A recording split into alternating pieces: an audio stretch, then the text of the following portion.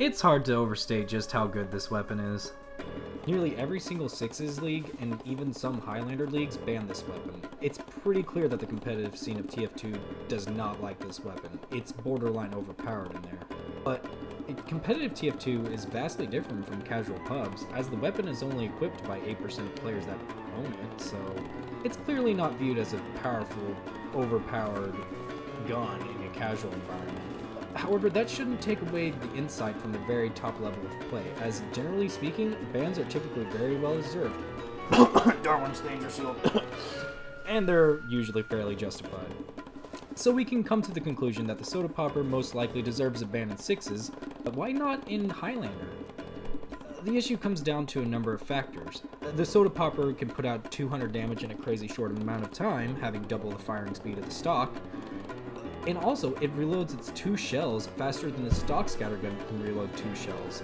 So this gives you a huge advantage in Scout versus Scout, which is a big part of playing Scout in Sixes. Not to mention the fact that the height meter will give you such a massive advantage over soldiers in demos, since they won't be able to hit you at all. You'll be nearly invincible to them, flying over them like an annoying little scout, basically. And also, on top of that, you can pick a medic a lot easier with this gun. It's just a little bit easier to do so because you can put out the amount of damage in a faster amount of time as long as you've got the aim and skill. Basically, the Soda Popper is a direct upgrade in the Sixes metagame, but in Highlander, having a sniper, engineer, or a heavy being able to shut down the scout's height meter with relative ease makes this advantage over soldiers and demos a little more situational. There's also a restriction to 1 scout per team, which makes it even further more situational. Granted, it's still advantageous in the scout versus scout in Highlander. This means that the damage output is really only reliable, still granted advantageous against other scouts, snipers, spies, and of course, the medic. Which isn't really enough considering one of your biggest targets in Highlander as a scout is the enemy Demo Man, since you are basically the hard counter to Demo Man, in which stock will be a lot more effective at eliminating him considering he will almost always be overhealed at all times. So is the Soda Popper OP? In traditional Sixes, absolutely. However, in Highlander or pubs, it's more like a fun, distracting side grade, and is my personal second favorite scattergun in the entire game thanks to that mad hype meter.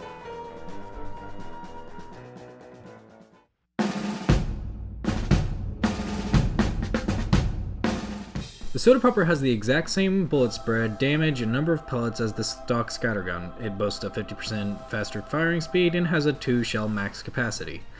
The Soda Popper reloads both shells simultaneously in 1.23 seconds, about a tenth of a second faster than the stock scattergun would take to reload the same number of shells. The first shell in the stock scattergun will reload in 0.76 seconds, and the second will reload in 0.56 seconds, for a total of 1.32 seconds to reload 2 shells. And I'd like to pause here for any scout mains or aspiring scout mains out there, or anybody just wanting to get better at scout. Emphasize on this statistic. On the stock scattergun, your first shell will always load slower than the ones that follow, so keep this in mind when you're in the fray, calculating just how many shots you're gonna need. This side-graded damage output makes this weapon incredibly useful in Scout vs. Scout and finishing off wounded enemies. It's also worth noting that 1 pellet will always come straight out of the barrel with perfect accuracy. The other 8 will come around it in a 3x3 grid pattern, as seen here with no random bullet spread. However, with most servers enabling random bullet spread, the other 8 pellets will become clumped up more randomly, making it more important to engage close and always aim for the center of mass of your target.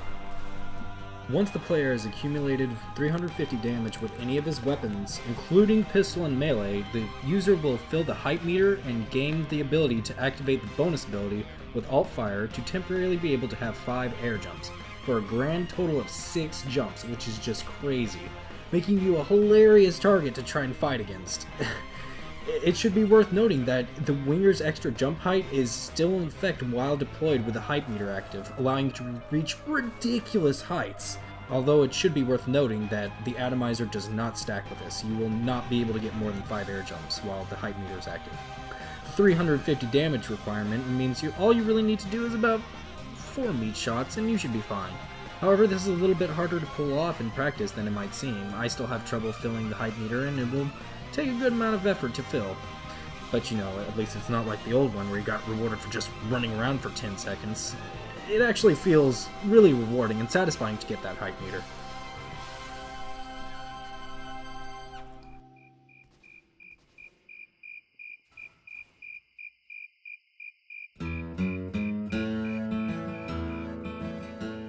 There's a weird counterintuitive dynamic to this weapon. The higher firing speed may tempt you to fire away as fast as possible, as this is one of the best strengths of the weapon, but considering it only holds 2 shells, each shot is going to be that much more crucial to maximize your damage output.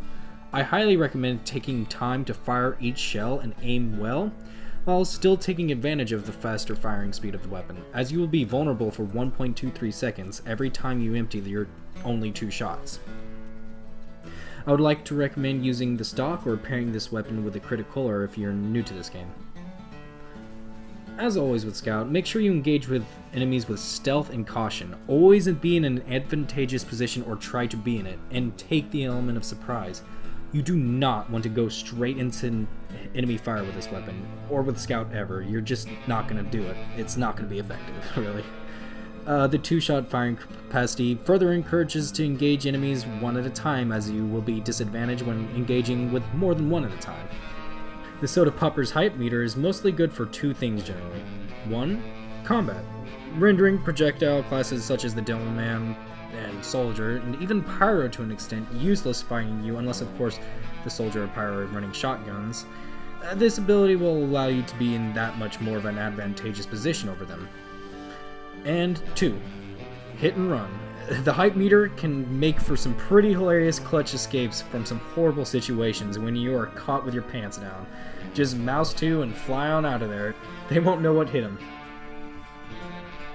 Of course, be aware that the hype meter makes you an easier target for classes like heavies, other scouts, or even snipers to an extent, so be mindful of those sight lines. As always, as a scout, you are pretty much hard countered by engineers, and this weapon is not going to help you out any there. However, you can find some situations where you can use the hype meter to help you take alternate routes to avoid sentries altogether. Effective situations to use the Soda Popper's hype meter are in King of the Hill maps, and defensive side of payload, or any other situation in which you need to defend one central point. Of course, it's also effective in maps where people generally relax and just team deathmatch and ignore the objective, such as 2-4, Turbine, and particularly effective in Payload Race Hightower. Of course, in most situations, the stock scattergun will always be better, but don't be afraid to try something different out every now and then. You would be surprised just how much mileage you can get out of this little gimmick, and just don't go playing any traditional 6s with it. You won't get very far there. And also, pro tip, use the freaking min mode view models. Jeez, why are people still not doing this? Drives me crazy. Anyways, that's been my breakdown of the Soda Popper. I hope you guys enjoyed, and if you liked it, give it a thumbs up and all that good stuff. Okay, bye.